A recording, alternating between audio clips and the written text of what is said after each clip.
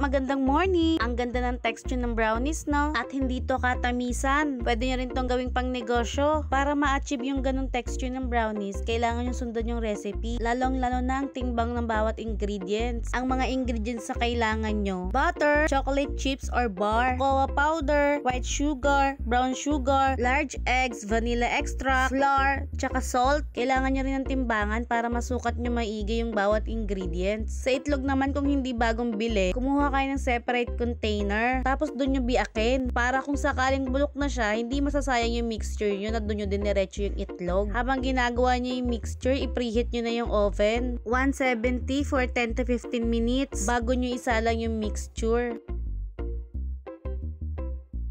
Siguraduhin nyo nilagyan nyo ng oil yung pan tsaka parchment paper. Pwedeng pang merienda ng bagets. Kung naaamoy nyo lang to, napakabango. At eto na ang ating fudgy brownies.